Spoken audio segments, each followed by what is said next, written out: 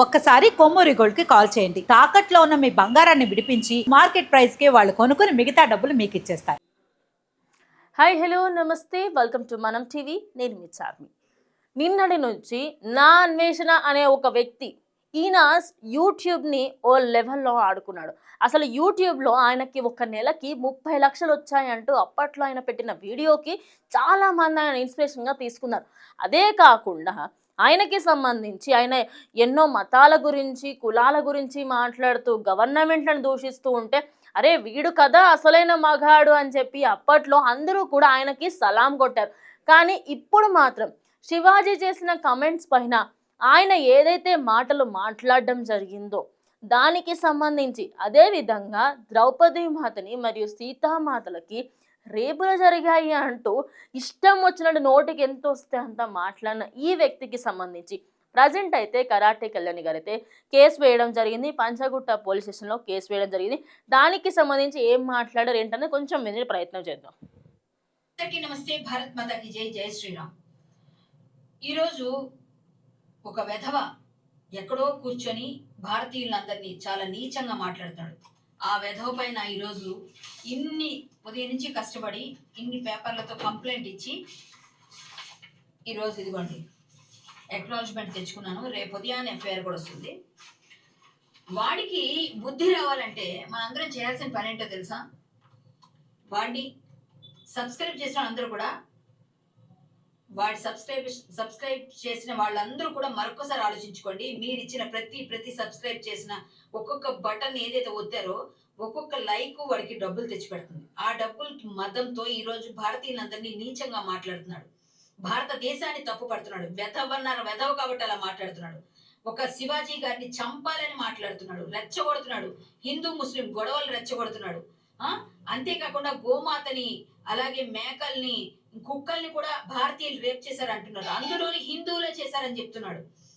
ఇంత నీచంగా మాట్లాడుతున్న వాడికి రూపాయి ఇస్తున్నారు. 2.5 మిలియన్ సబ్స్క్రైబర్సా? 2.5 మిలియన్ సబ్స్క్రైబర్సా వాడికి? అంతమంది సబ్స్క్రైబర్స్ ఇచ్చింది కూడా మనమే. ప్రతి రూపాయి కూడా వాడికి వస్తుంది భారతదేశం నుంచి. మళ్ళీ ఇంకా చాలా ఆల్మోస్ట్ 3 మినిట్స్ వరకు కరెక్ట్ కళ్యాణిగా చెప్పారు. కానీ నేను ఒక బిట్స్ అండ్ పీస్గా మీకు చెప్తా. నిజానికి ఆయన మాట్లాడిన మాటలు ఎట్లా ఉన్నాయంటే, అసలు గోమాతలకు సంబంధించి, అదేవిధంగా ఆవులు మన కుక్కలని వాటన్నిటినీ కూడా మనమే నాశనం పట్టిస్తున్నామంట. హిందువులు అయ్యి ఉండి మనమే వాటిని నాశనం చేస్తున్నామంట. అసలు వేరే మతాలకి సంబంధించి కులాలకు సంబంధించి ఆయన ఏం మాట్లాడకుండా హిందూ మతం మీద పడేసేస్తున్నావు కదా. కాదు, నాకు విషయం అర్థమవుతలేదు. ఇప్పుడు హిందూ క్రిస్టియన్ ముస్లిం అనేది ఇక్కడ ఇండియాలో మేము కొట్టుకొని చేస్తాం. నువ్వు అక్కడ ఎక్కడో అమెరికాలో కూర్చొని ఏంటికి మాట్లాడుతున్నావు? నీకు ఎవడు మాట్లాడమని చెప్పిండు? మేము అడిగినామా వచ్చి మాట్లాడని చెప్పేసి? అక్కడ రాజకీయాల గురించి మాట్లాడుకో, ఎవడు పట్టించుకుంటాడు?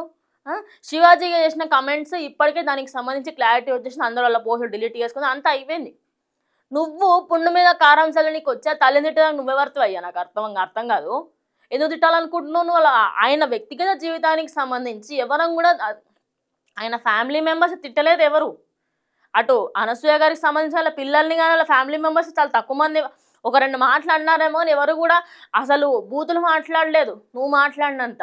ఆయన సబ్స్క్రైబర్స్కి సంబంధించి 2.5 మిలియన్ ఉంటే 2 రోజులలో 1 మిలియన్ మెంబర్స్ తక్కువేరు. అసలు యూట్యూబ్ హిస్టరీలో, ఇన్స్టాగ్రామ్ హిస్టరీలో ఈయన బల్ల గుద్దేసిండు. అటు నిజం చెప్పాలనా, ఈ 30 లక్షలు ఏవైతే వచ్చినాయని అప్పట్లో ఒరేను కదా, ఆయనకు ఒక్కడికే మస్తు మందికి వస్తాయి. ఏంటంటే ఇటు భజన చేసుకుంటా ఉన్నాడు. ఈడు అనడం తప్పే లేదు. ఎందుకంటే ఈయనకి అవసరం వచ్చినంతసేపు ఇండియన్ మంచిది, ఇండియా రాష్ట్రమే తోపు అంటాడు. మళ్ళీ కొద్దిసేపు కాగానే ఇండియా వేస్ట్, ఇండియాలో ఉండకందే నీకు వచ్చిన. మరి ఆడికి పోయినోడు ఏంటికి ఇండియా గురించి మరి నీకు అవసరమా?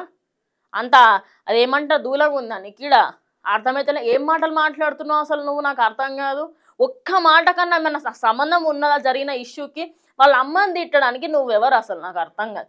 హిందూ మతానికి సంబంధించి సీతాదేవిని ద్రౌపది నానే అంత ధైర్యము అంత దమ్ము నీకు ఉన్నదా? నాకు అర్థం కాదు. అసలు అర్హతన్నా ఉన్నదా నీకు? అర్హత లేదు, పాడలేదు, ఏం లేదు. ఒక మైక్ పట్టుకోవాలి, ఇట్లా పెట్టుకొని చెప్పాలా అన్నట్టుగానే చెప్తున్నావు. కానీ అసలు ఏమన్నా ఇన్హితంతో మాట్లాడుతున్నావు లేదు. సరే, ఇదంతా పక్కకు పెట్టేస్తే ప్రస్తుతం అయితే పంచగుట్ట పోలీస్ స్టేషన్లో కరాటే కళ్యాణి గారు అయితే ఆయన మీద ఒక పోలీస్ కంప్లైంట్ ఇవ్వడం జరిగింది. కేసు కూడా నమోదైంది. ఇప్పుడు ఆయన ఇండియాకి వచ్చిండు అనుకో, ఎయిర్పోర్ట్ కూడా దాటనక్కలు, ఎయిర్పోర్ట్ బయటనే వేసి పడేస్తారు, అంత కోపంగా ఉన్నారు. ఎందుకంటే మాట్లాడిన మాటలు అలాంటివి, చేసిన చేష్టలు అలాంటివి. అసలు యూట్యూబ్ హిస్టరీలోనే ఒక్కసారిగా 1 మిలియన్ తగ్గిపోయిన ఏకైక వ్యక్తి కూడా ఈయననే అవుతాడు. అసలు ఈ నాన్వేషణ అనే వ్యక్తి ఏదో ఆయనంతట ఆయన ప్రపంచ యాత్రికుడు అని చెప్పేసి చెప్పుకుంటూ అన్ని చోట్ల తిరిగిండు కదా. తిరిగినప్పుడు కూడా ఆయన ఏంటంటే ఏదైనా ఒక ప్లేస్కి పోతే అదేం రోగమేమో ఆయనకి ఇండియాతో కంపేర్ చేస్తాడు. కాదయ్యా నాకు అర్థం కాదు, నువ్వు పక్క రాష్ట్రాలకు పోయి పక్క దేశాలకు పోయి ఒకానొక సందర్భంలో మన దగ్గర అన్నీ ఉన్నప్పుడు వాళ్ళ దగ్గర ఏమీ దిక్కు లేకపోయా, అప్పుడు నువ్వు ఉన్నావా, చూసినావా, నువ్వేమన్నా ఇండియాని పాత చరిత్ర ఏమన్నా చూసినా లేదా? ఇప్పుడున్న ఆ కొద్దిపాటి చూసి ఆడికి పోయి మొత్తుకునుడేంది నాకు అర్థం కాదు. నోటికి ఎంత వస్తుందంత మాట్లాడటం కాదు, నిజాలు ఏంటనేది తెలుసుకోవాలా. ఇప్పుడు వచ్చి నన్ను క్షమించండి, నేను అనాలనుకున్న మాటలు అది కాదు, నా తప్పుడు ఉద్దేశంగా తీసుకున్నారంటే ఎవరికి అవసరం? మీకు నాటకాలుగా ఉందా? హిందువులని అనడము, తర్వాత మళ్ళీ ఇంకో విషయం ఏమన్నా లొల్లులు కాగానే కత్తం సారీ అని చెప్పడం, అనడం ఎందుకు, సారీలు చెప్పడాలు ఎందుకు? ఇంకోటి, ఆయన ఒకానొక సందర్భంలో నేను ఒక చిన్న పాపని 1000 రూపాయలు ఇచ్చి కొనుక్కున్నా అంటాడు. కొనుక్కోవడం ఏంటి నాకు అర్థం కాదు. అప్పట్లో అసలు ఈ మైండ్లకు సంబంధించి వాళ్ళందరూ ఎటు పోయిర్రు? ఎవరన్నా మాట్లాడిరా? లేదు. ఎందుకంటే అది కంటెంట్ వాళ్ళకి వినడానికి బాగుంది. నేను చైనాకు పోయినా అక్కడ ఇట్లా చేసిన అట్లా చేసిన, తాయి మసాజ్ చేసుకున్నా, కాయి మసాజ్ చేసుకున్నా అని చెప్పేసి చెప్తా ఉంటే యూత్ అందరు ఏంటంటే అరే యూట్యూబ్లోనే పైసలు ఉన్నాయేమో, అసలు యూట్యూబే సర్వస్వమేమో అన్నట్టుగా అన్ని గుడ్డిగా నమ్మిన వాళ్ళు మస్తు మంది ఉన్నారు. ఇప్పుడు చెప్పండి, ఆయనకి తెలుగు రాష్ట్రాల నుంచే పైసలు వస్తున్నాయి, ఎందుకంటే ఆయన వేరే భాష మాట్లాడేవాడు కాబట్టి తెలుగులో మాట్లాడతాడు. మరి తెలుగు భాషకి సంబంధించి నీకు పైసలు వస్తున్నాయి కదా, నీకు ఒక నెలకి 30 లక్షలు అప్పట్లో వచ్చినాయి అని చెప్పినావు కదా. మరి ఆ 30 లక్షలు నీకు ఎవడిస్తున్నాడు నాకు అర్థం కాదు. యూట్యూబ్ ఇస్తున్నది కానీ నీకు లైకులు కొట్టోడేవాడు తెలుగోడు కాదా, ఇండియన్ కాదా? మరి ఇండియన్స్ ఎట్లా తిడుతున్నావు అయ్యా నాకు అర్థం కాదు. తిట్టే ముందే చేసే ముందు ఒక్కసారి ఆలోచించుకొని ఉండు. ఇప్పుడు 2.4 ఉన్నది, రేపు 2 మిలియన్కి వస్తుంది. ఒక్కసారి 5 మిలియన్ మెంబర్స్ పోతే నీకు సిగ్గు వస్తుంది. 5 లక్షల మంది మొత్తంకే వాళ్ళ నేత మంచిగా ఫీల్ అవుతుంది. నిజం చెప్పాలంటే ఒక్క 1 మిలియన్కి 1 లక్షకి పైగా పోయినది నాకు ఎంత మంచిగా అనిపించిందో. ఇప్పుడు నిజం చెప్తున్నా, కరాటే కళ్యాణ్ గారు అన్న మాటలకి నేను కూడా కరెక్ట్ అని చెప్తాను. ఎందుకంటే మీరు కూడా ఎవరెవరైతే సబ్స్క్రైబ్ చేసుకొని ఉన్నారో అండ్ అన్సబ్స్క్రైబ్ చేస్తే సిగ్గన్ను వస్తుంది ఆయనకు. అరే నేను ఏదో తప్పు మాట్లాడినా అందుకే ఇలా చేస్తున్నానని చెప్పి ఒక క్షమాపణ చెప్తే అయిపోయేది కాదు కదా.